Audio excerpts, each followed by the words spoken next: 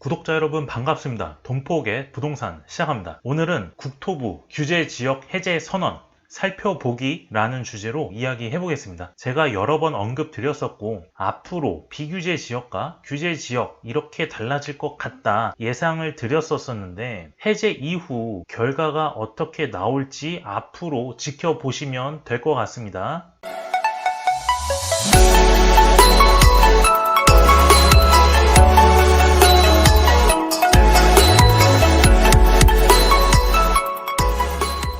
주택심의위원회가 6월 30일 날 열렸고 결과가 보도가 되었습니다. 국토부에서 고시를 하였고요. 이 내용의 핵심은 규제지역 해제로 이러한 지역들의 투기가열지구가 해제가 되었고 조정대상 지역이 해제가 된 것이죠.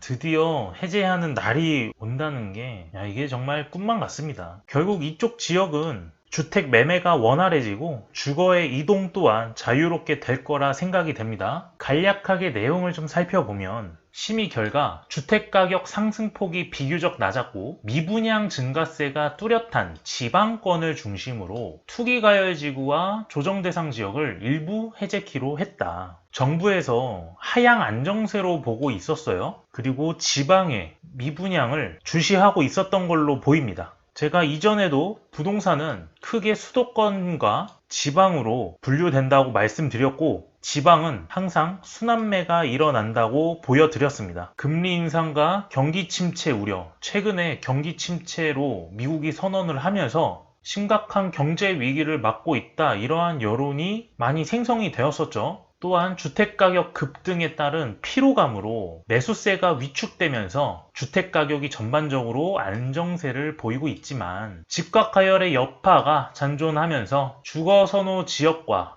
비규제 지역 등을 중심으로 상승세가 지속되는 등 시장 상황이 매우 예민하다고 분석했다. 그러니 제가 생각을 했을 때 이렇게 부동산 시장의 흐름을 만든 결정적인 계기는 21년 9월에 실시했었던 고강도 대출 규제였었죠. 7월부터 차주단위 DSR 3단계가 시행이 됩니다. 그리고 최근에 금리 인상, 기준금리의 인상으로 대출 금리가 가파르게 상승하는 등 이러한 국면으로 매수 심리를 흔든 것으로 보고 있습니다. 그래서 어디가 해제가 됐느냐? 먼저 대구 수성구, 대전 동구, 중구, 서구, 유성구, 경남 창원 의창구가 투기가열지구에서 해제가 되었고요. 이어서 대구 동구, 서구, 남구, 북구, 중구, 달서구, 달성군, 경북 경산시, 전남 여수시, 순천시, 광양시가 조정대상 지역에서 해제가 되었습니다.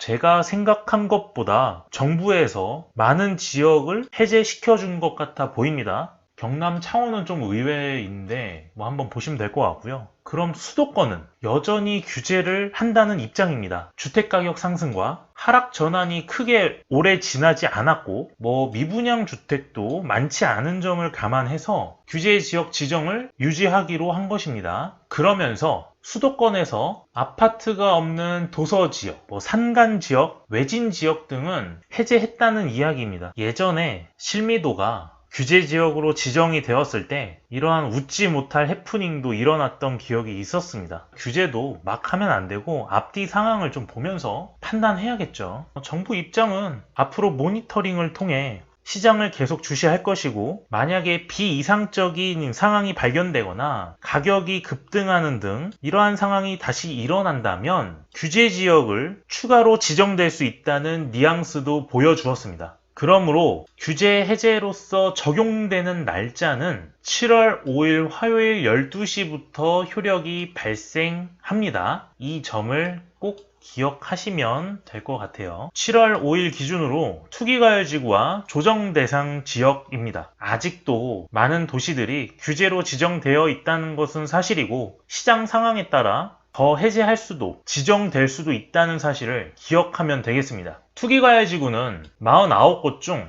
43곳으로 6곳이 해제가 되었고요. 조정대상 지역은 111곳에서 101곳으로 10곳이 해제가 되었습니다. 해제된 지역은 꼭 기억을 해서 추후 시장이 어떻게 변화하는지 체크해 보도록 하겠습니다.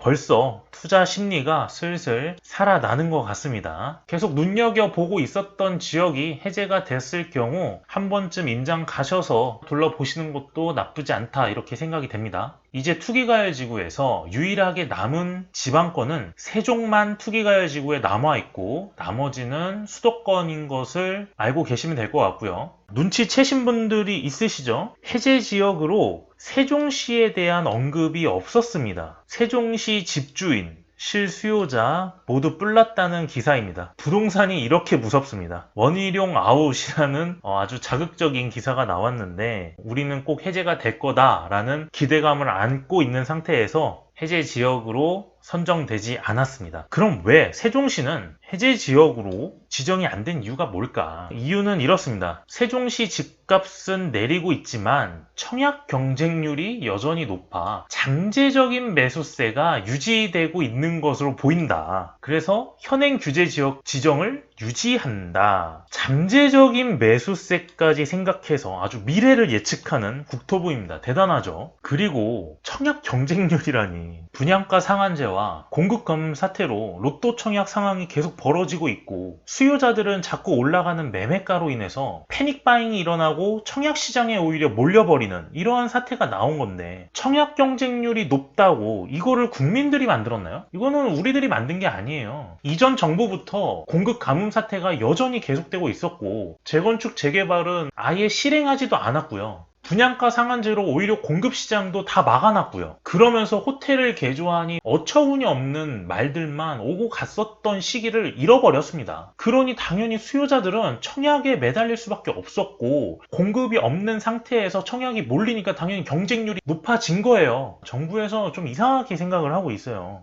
시장에 공급되는 물량이 없다 보니까 로또 청약이라는 단어가 생겨났고 새 집도 얻고 시세 차익도 얻는 일석이조의 두 마리 토끼를 모두 다 잡을 수 있는 청약 시장으로 당연히 뛰어드는 것입니다.